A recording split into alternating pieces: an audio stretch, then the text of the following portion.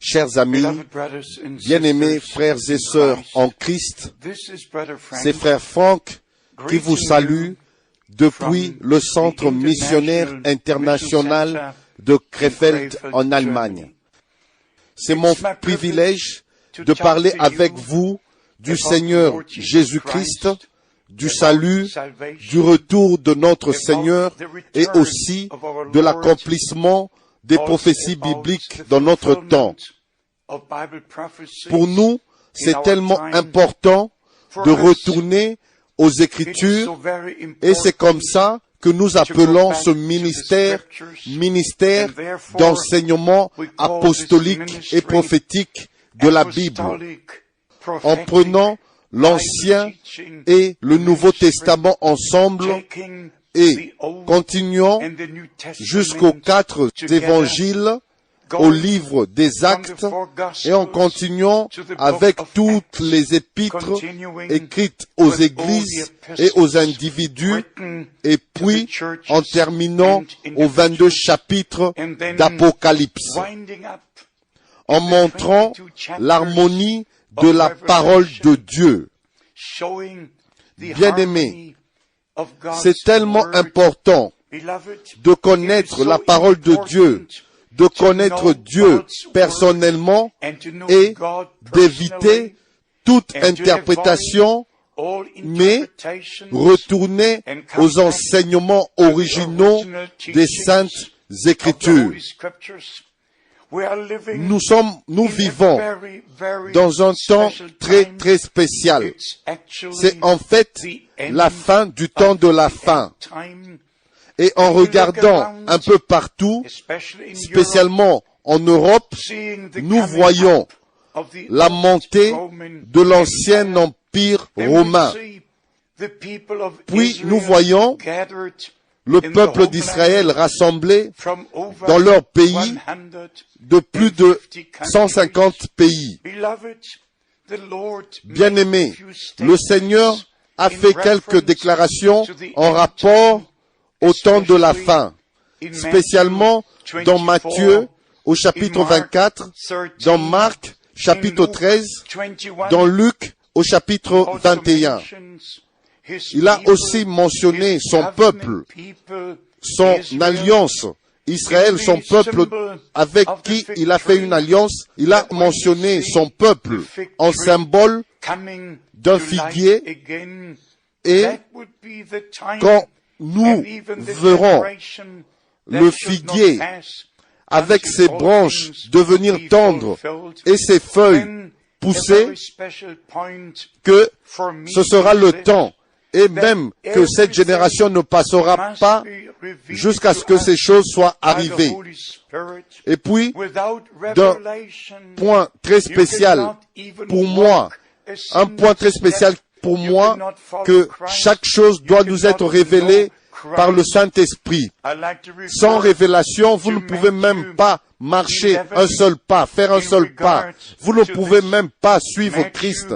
Vous ne pouvez pas connaître Christ. J'aimerais me référer à Matthieu au chapitre 11, en rapport avec ceci. Dans Matthieu, chapitre 11, verset 27, « Toutes choses m'ont été données par mon Père, et personne ne connaît le Fils si ce n'est le Père, personne non plus ne connaît le Père si ce n'est le Fils et celui à qui le Fils veut le révéler. » Tout n'est que révélation divine. Même Jésus-Christ, qui est Dieu manifesté dans la chair. C'est écrit dans 1 Timothée, chapitre 3, verset 16. Bien-aimés, nous ne pouvons pas marcher par la connaissance de la tête, non plus la connaissance de l'Église, et moins encore la sagesse de ce monde. Nous ne pouvons pas continuer à marcher par des explications des pères de l'Église. Nous devons retourner sur les pas des apôtres et des prophètes. Nous devons retourner à la véritable fondation, qui est Jésus-Christ, au véritable fondement, qui est Jésus-Christ, notre Seigneur et Sauveur, sur qui l'Église du Nouveau Testament est bâti. Il est la pierre angulaire. Il est l'alpha et l'oméga, le premier et le dernier. Mais en retournant à cette déclaration, personne, vous ne savez pas, je ne sais pas, même pas une seule personne sur la terre n'aurait su, à moins que cela lui soit accordé par la révélation divine.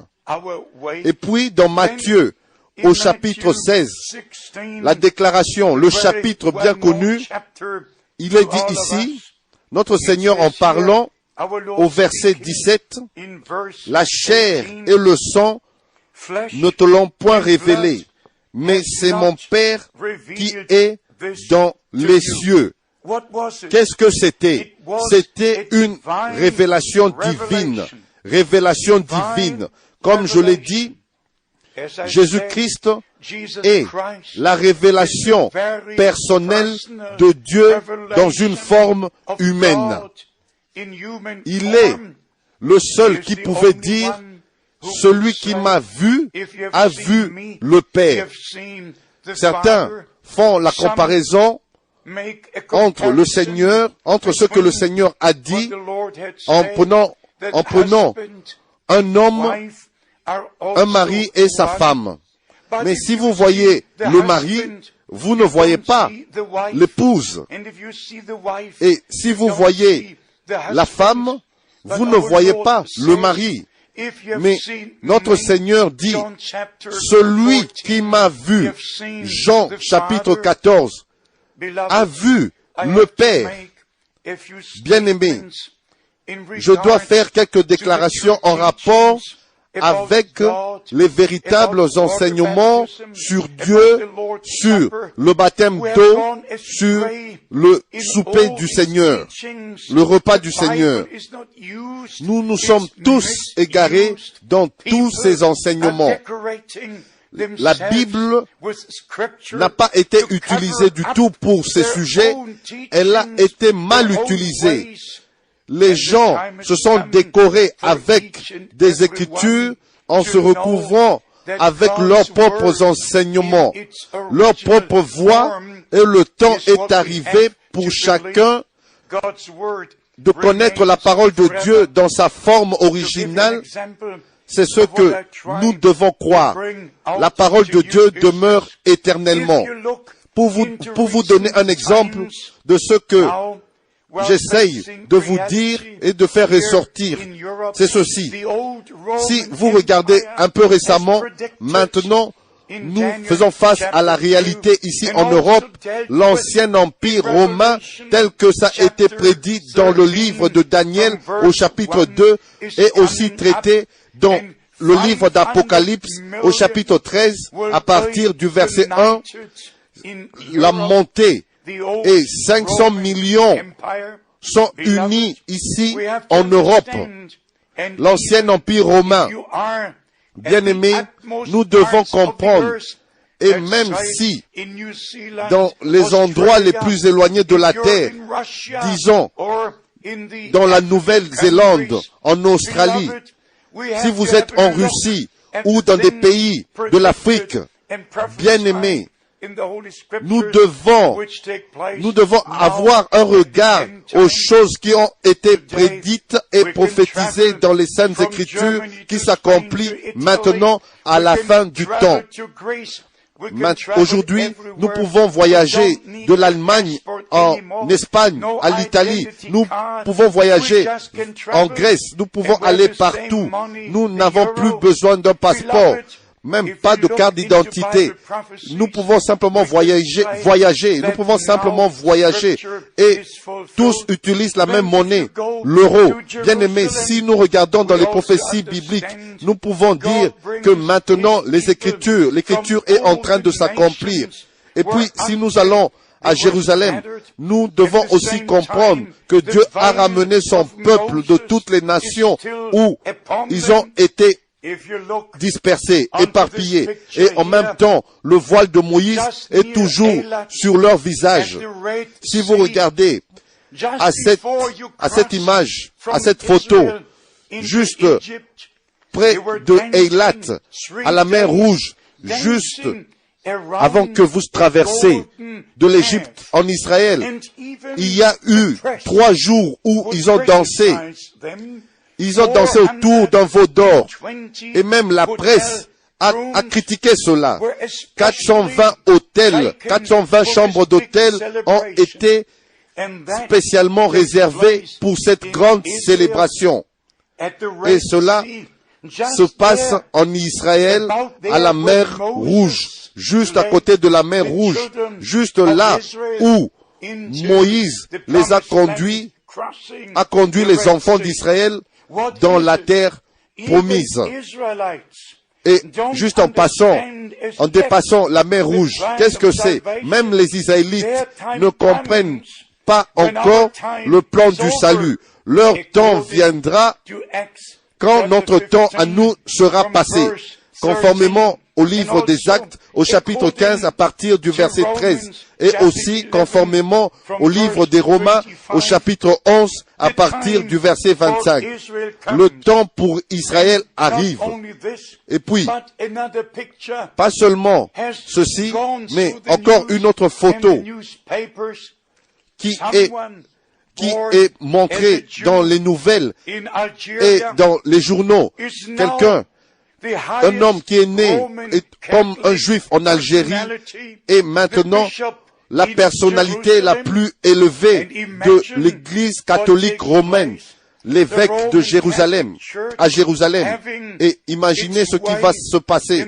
L'Église romaine catholique ayant son chemin dans la Terre Sainte. En 1948, l'Église catholique romaine a utilisé les ambassadeurs d'Italie, de l'Espagne et aussi d'Irlande afin qu'ils puissent observer, avoir à traiter le sujet de Jérusalem afin que Jérusalem soit sous les auspices de l'Église romaine catholique. Bien-aimés, nous voyons toutes choses prendre forme et avancer jusqu'au point où l'alliance sera faite. Rome va faire une alliance de 7 ans avec Israël et les pays aux alentours. Mais nous voyons comment la piste, les choses sont placées et tout avance vers cette direction. Et puis nous voyons comment les États-Unis essayent de veiller, de prendre soin de la terreur et des terroristes. Mais laissez-moi vous dire aujourd'hui, même si vous regardez à ce journal bien connu, le Newsweek, vous voyez les GIs, les soldats américains, en jouant leur rôle, et non seulement en jouant, mais ils priaient en disant, Seigneur, aide-nous à les tuer. Comment un enfant de Dieu peut prier, Seigneur, aide-nous seulement à les tuer? Des milliers et des milliers sont tués, ont été tués, mais aussi, comme l'Écriture dit, des guerres et des bruits de guerre. Il y a un tel chaos sur la terre, tel que ça n'a jamais été avant. Et en même temps, les enfants de Dieu continuent à marcher dans les ténèbres. Maintenant, nous avons 500 millions, comme la presse et les nouvelles nous le disent. Il y a 500 millions, 550 millions des pentecôtistes, des charismatiques, et nous, en tant que des prédicateurs, nous dirions, ils sont des hommes de plein évangile. 550 millions. Le plus grand groupe sur la terre, maintenant, sont des pentecôtistes. Et bien aimés, si vous regardez bien à cela, tous marchent dans leur propre voie. Tous ont leurs propres enseignements. Et si vous leur demandez aujourd'hui, qu'est-ce que vous croyez au sujet de Dieu, ils vous répondront vite, nous croyons tous dans la Trinité. J'ai le catéchisme catholique ici devant moi avec plus de 700 pages. Et ici, vous pouvez lire à la page 66 afin d'exprimer le dogme de la Trinité. Je n'ai pas besoin d'un dogme. Si vous avez besoin d'un dogme avec moi, non. Je ne peux pas vous blâmer. Et Dieu laisse toutes choses exister. Et même Satan existe. Chaque chose existe encore. Le vrai et le faux. Mais moi, frère Franck, j'ai reçu un appel de Dieu pour prêcher la parole de Dieu telle qu'elle est écrite. Vous pouvez avoir votre propre choix, vos propres voix, vos propres enseignements. Vous pouvez croire dans la Trinité, que Dieu existe dans l'éternité comme trois personnes individuelles. Et puis, ils nous disent que il y a eu un moment où le Fils n'était pas, mais Dieu le Père a engendré Dieu le Fils. Je vous en supplie de prendre cette parole de Dieu de la Genèse à l'Apocalypse. Où est-ce que dans l'Écriture il y a un seul endroit qui vous dit que Dieu dans l'éternité en tant que Père a engendré un Fils? Nulle part, nulle part, nulle part. Le Fils la naissance du Fils a été annoncée depuis Genèse chapitre 3 verset 15, que la postérité de la femme viendra et le Fils allait naître, comme aussi déjà tout au long de l'Ancien Testament. Et puis, pour finaliser cela, vous trouvez dans le prophète Ésaïe, une vierge concevra et enfantera un fils, un enfant. Et puis, un enfant nous est né. Et non dans les cieux, mais à Bethléem. Frères et sœurs, vous pouvez même dire, frère Franck, tu es contre toutes les églises. Je ne suis pas contre toutes les églises, je suis contre tous les faux enseignements. Même si vous prenez le baptême, ils utilisent utilisent mal Matthieu chapitre 28 verset 19.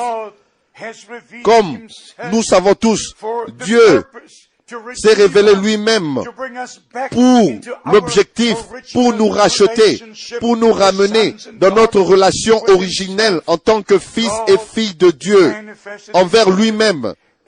Dieu s'est manifesté lui-même en tant que notre Père dans les cieux. C'est comme ça que nous prions notre Père qui est aux cieux.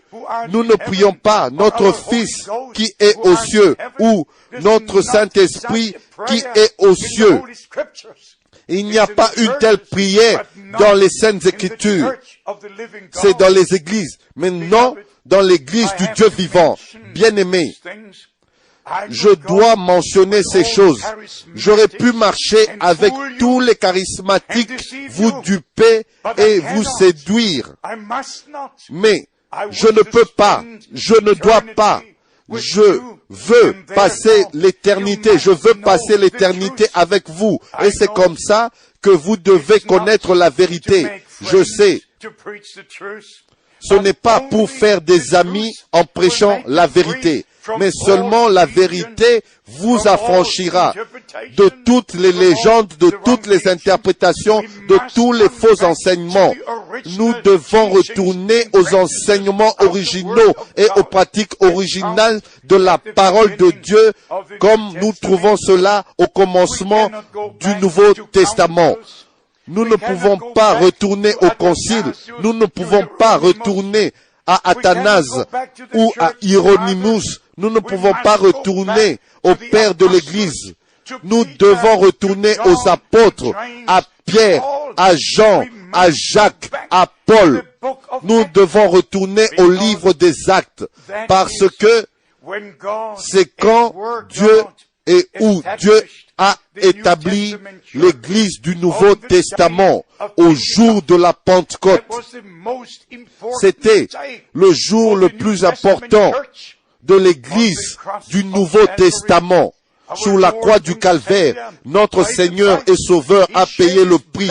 Il a versé son sang. Il a donné sa vie. Il a racheté son Église. Mais au jour de la Pentecôte, C'est au jour de la Pentecôte que l'Église a été établie, fondée, et Pierre, l'apôtre, avec l'autorité divine, avait les clés du royaume de Dieu. Il a ouvert, il a dévoilé le mystère de Matthieu, chapitre 28, verset 19. Et là, il a mentionné le nom qui est mentionné, qui n'est pas mentionné dans Matthieu au chapitre 28.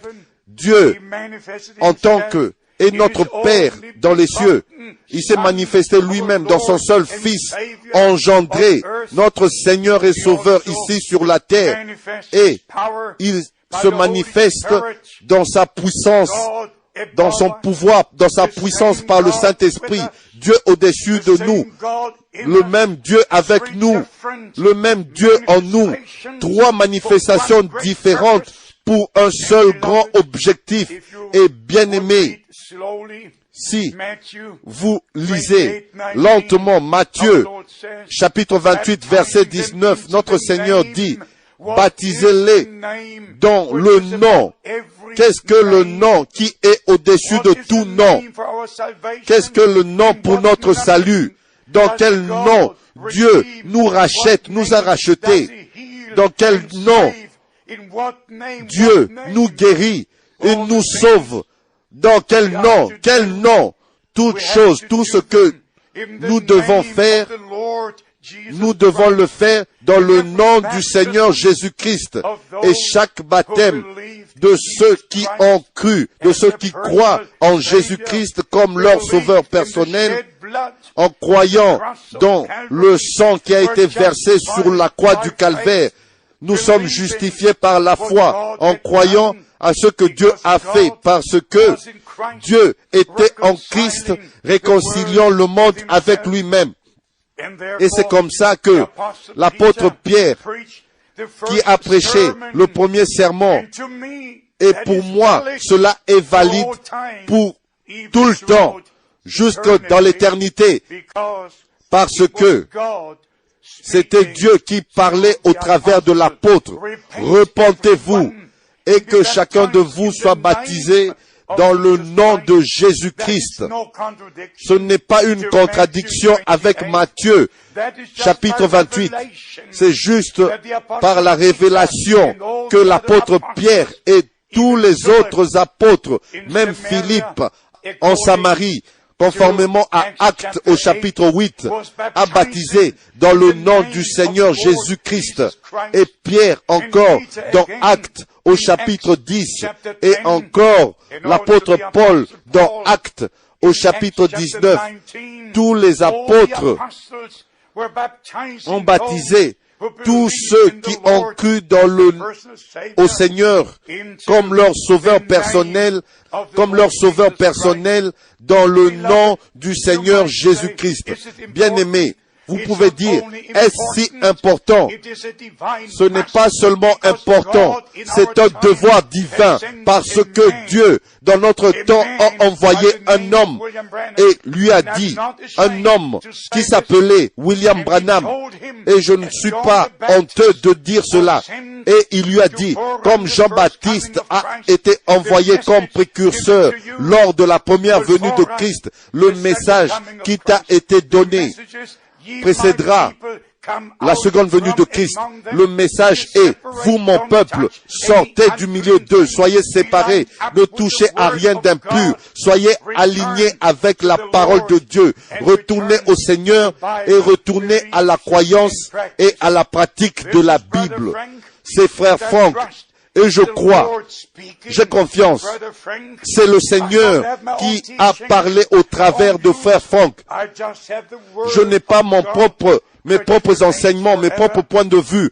J'ai juste la parole de Dieu qui demeure éternellement. Je vous souhaite les bénédictions spéciales du Seigneur.